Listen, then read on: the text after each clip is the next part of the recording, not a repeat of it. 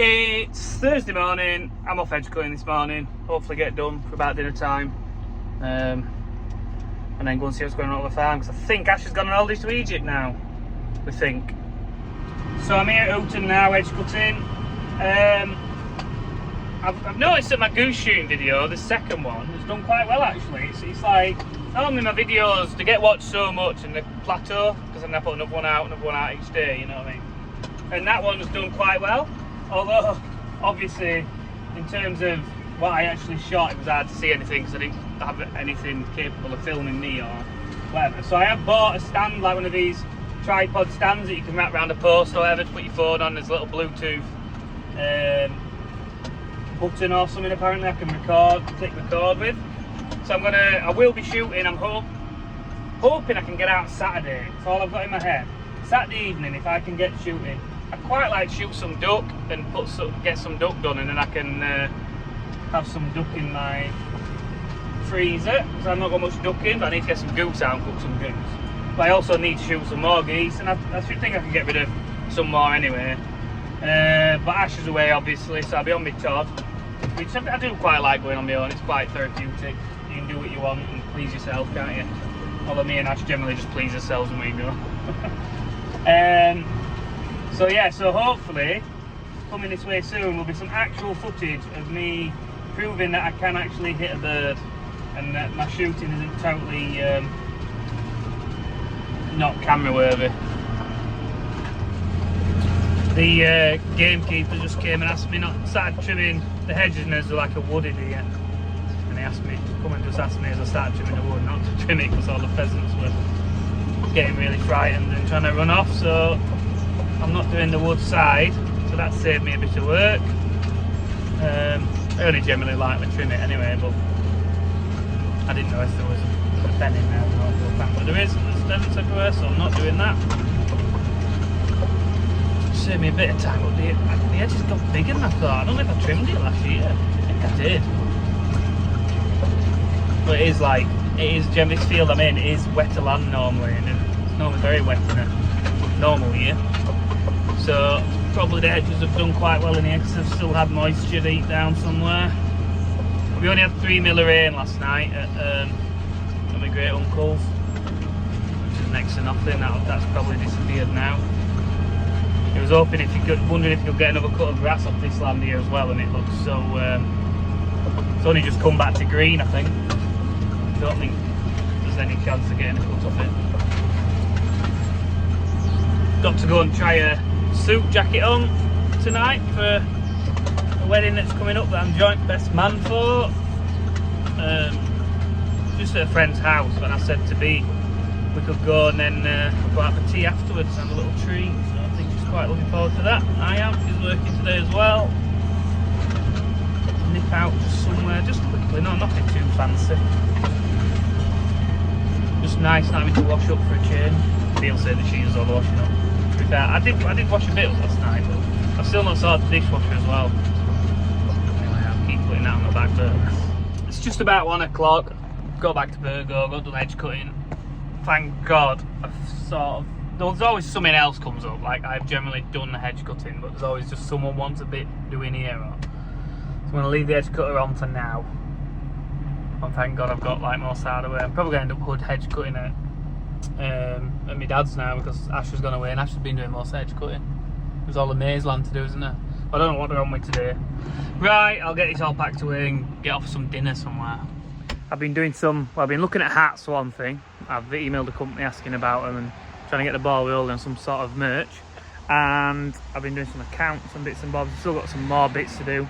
I just thought I'd get out with Roger while I could. I've not been out for a walk with him. I'm only going to go on a local park, Phoenix Park here, like a woodland trust site. And yeah, the Warring Road's busy. Told him to heel, we've just got here. He's going really, really giddy to run off. Roger? Go on then.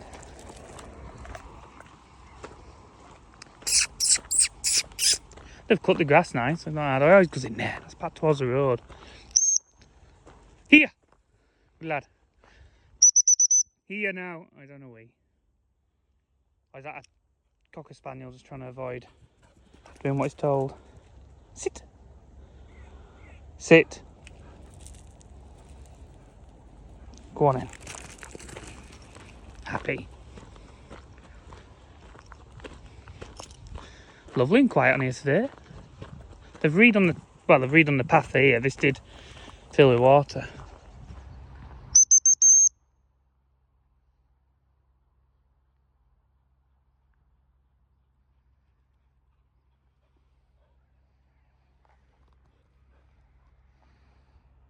Stay.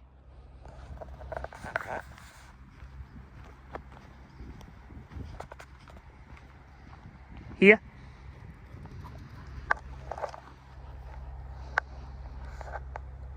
Go on in. Have a look. Find them. It's lovely on here, really, apart from all the dog muck. He's having a right mad run about. Didn't think he did much yesterday because he couldn't be with me because I was going to market and everything. I didn't actually have a cattle going actually. I'll have to have a look. And hang on. Oh, he's coming back. Just doing a little loop he is. Sending to the left here. Go.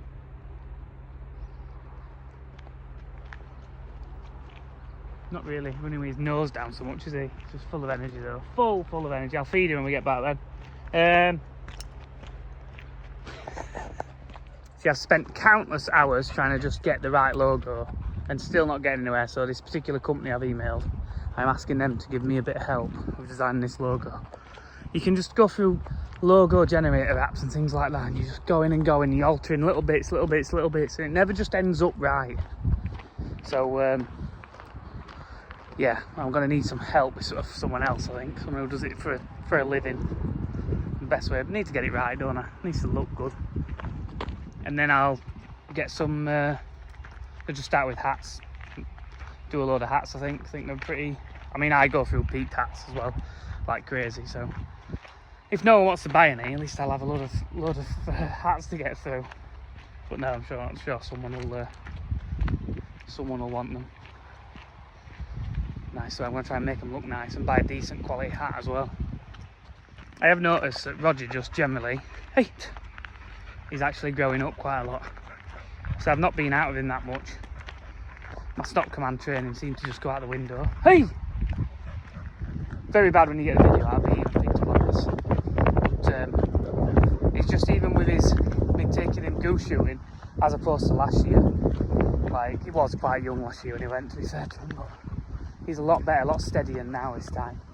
I need to try and get that even more under control. Hey! No!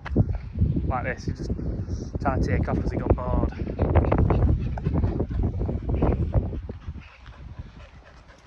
Because Daddy's talking on the phone again.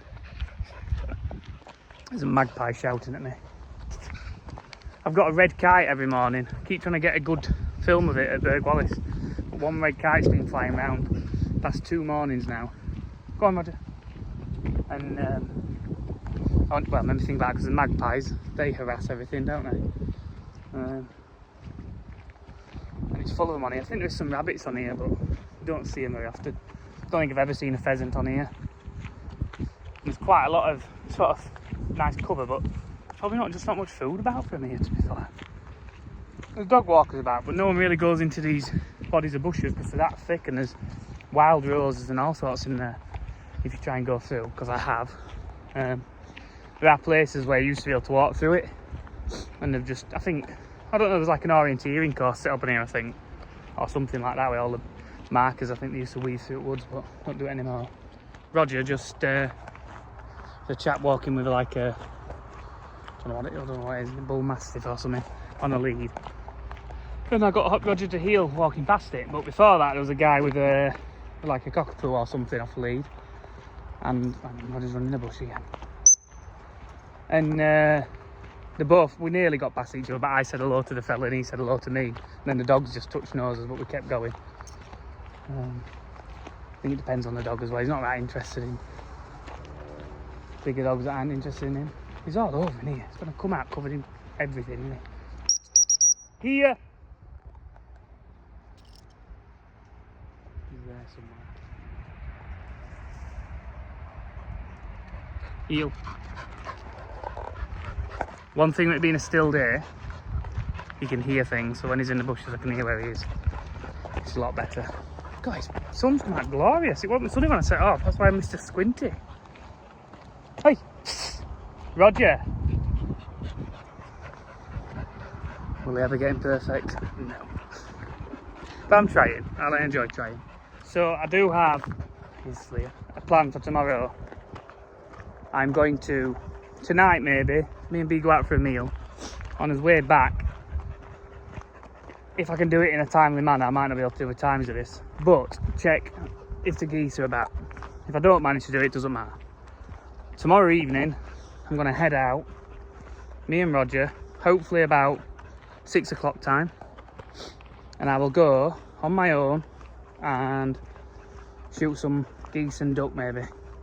I haven't got any decoys, Asher's all the decoys, not messing about with any of that, it's early season. I should, from all the years of being on the land, I know where they'll be, I know where some will be, so I'll be able to stand in a spot and I'll get some footage, get a few shots, and then just have a nice time with Roger really. Concentrate more on my shooting and Roger than all of us as a whole. This is Roger's trick now when you stand still. Just trying to maybe just get him a bit of patience, just stood, paused for a few minutes, see what he does. Really waiting for him to make a mistake and I can correct him, and he just looks quite happy there, doesn't he? He does this on peg, so I'm here shooting, and generally the shooting style I do is I go in with my lead foot, so that's pointing where the bird's coming from, put my weight onto that front foot and then shoot. And Roger being there, when I go to twist or anything, on all my weight's on this front foot, he's between my legs. And sometimes you're on a lead as well, which makes it even more to think about. I'll walk like 5 steps and stop, see what he does.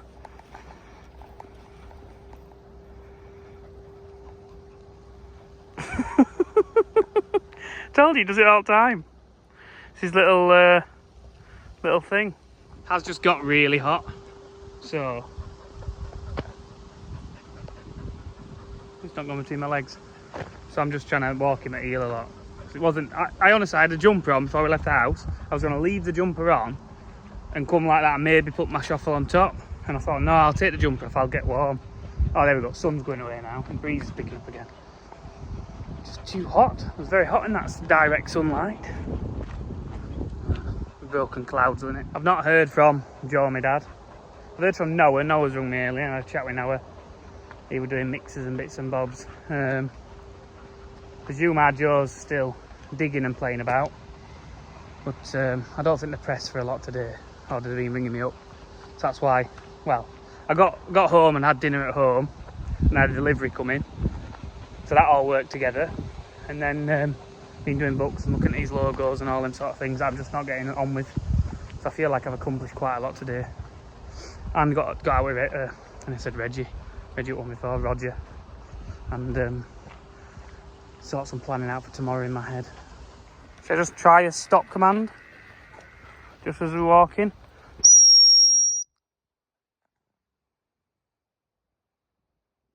Good boy. Heel.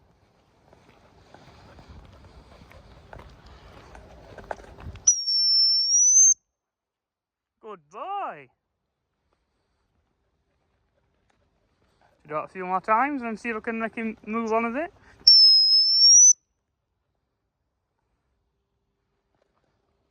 Good boy.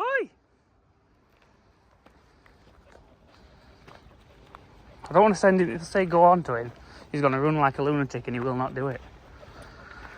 And I ain't got any treats on me. I don't have to send him steady.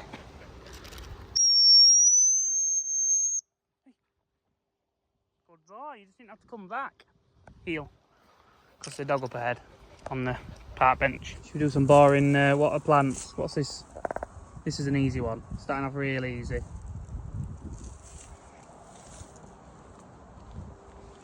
I know what it is. I'm not going to tell you that one. Next one's there. That's very British one, isn't it? And there's a third. I'll do that as a third and last one. I only know this variety because of that. I want to just know the leaf on its own. Although, maybe I'm being cocky and I don't really know. Someone's going to say it's this. I'm like, I thought it was this. That could go with me as well. I've always wanted to get better with my trees and shrubs. Like, I'm okay, but I always felt a bit lacking in knowledge in that respect. Especially when if you go on like a day shooting sometimes, it's generally like, oh, do you see that oak tree down there? Go and stand by that one. And when you're a young lad and you're looking about like, which bloody tree did he point at? And then gamekeeper's trying to shout at you if you're in the wrong place. Okay, I've lost the dog. Oh, he's coming. Doggy, doggy, doggy. Hey! Mister!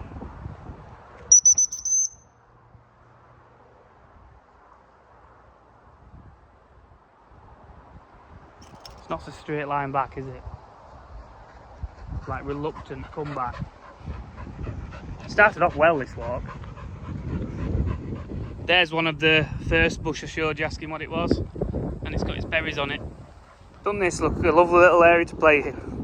And then these things will get you. The wild roses, they're just dotted about all over, taking over. They will rip you to shreds. When you're beating, you put your nice, even these archeas I've got on, put some nice trousers on, you think you're alright, or in worst case scenario, your best tweed on, and you have to do a little bit of a walk through somewhere, and some of them get caught on you, and you've got all these pulls and tears in your clothing. Went on a walk with some cousins of bees, or cousins' children of bees and that, and they're all laughing at me because I was, what's this tree, what's this bush all the way around? Which is quite funny, and it can be seen as a bit boring. But if if people like me don't do things like that, that's how I learn. We used to go down to Epworth Farm down the road, and there'd be Gordon and Marty down there, and they'd tell us things like that my dad had never normally stopped to tell us. And I've got just seen a magpie. If you come back with that, mate, I'd be impressed. But and like we used to have a little shoot on the land, and we used to put some bales in the back of a little 8-ton trailer with a back door off, and with a tractor on, pulling it, and put some little bales around for seating. And we used to go beating. There were all these fellas from local town. Mick Jow was one of them, and loads of other characters and people who I hold quite fond in my head, really, because growing up they said and taught me things that no one else would have done, I think. They did make me chew tobacco once or something. When I was about 12, maybe that wasn't so sensible, but I didn't know what it was. Oh, and snuff. Was it snuff? Yes, snuff. Have a bit of this. My eyes would be wide open. All the memories are quite nice of my childhood. I'm saying, and they taught me all sorts of things, and morals of what to do and what not to do, really, as well as what my parents had taught me.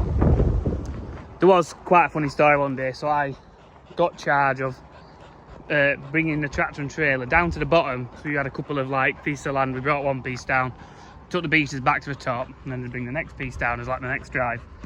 And I was on the tractor at the top.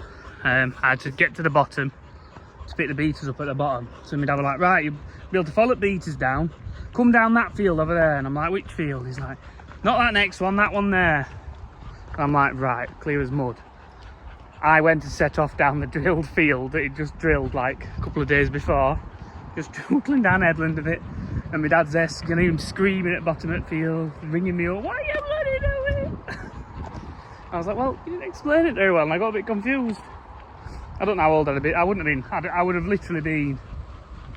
Come here, Roger. Whew. I'm having to scratch my brain. I'd have been 12, I think. That kind of age. Wasn't very mature at all. And all we used to shoot was if we shot over 10 birds, we'd had a good day. It was and everyone used to go out for that. That was a nice day out. There were loads of people who wanted to go. If you offered a 10 to 20 bird day now, in reality, without dragging all your mates out, you just, people want to spend the time doing that. It's all gone bigger numbers, which not really for the better, is it? I don't think. Like if you could, I don't know, 100 bird days enough is all I ever say. But then I seem to find myself going on bigger days than that. And they are enjoyable, yeah, and as long as it's all going to the food chain, I'm all for it, really. Another magpie. Third magpie I've seen. Can you spot Mr. Magpie? I don't know if I can now. I think he's in that tree, isn't he? There he is. Keeping an eye on us. Roger's run off. Good looking bird, but just an absolute nightmare. Take eggs, take chicks, take anything they can. Right, so this is where I will end up ending today's video now. It's going to be a short one, just introducing you. Tomorrow I'm going to try and get good footage on of me shooting. Spurred me on. That video was doing quite well, even though there's not a lot of shooting in it because I kept dropping my phone. Didn't nearly drop it in a dike. So I should have that sorted tomorrow. I'll get some on. To finish on, comment and tell me a nice childhood memory from being out in the country then. That'll be interesting reading for me, won't it, in my comment section. Right, please like and subscribe. Thank you. Bye, Roger. Say bye. Roger. Say bye to everybody. No, he's run off. Don't care.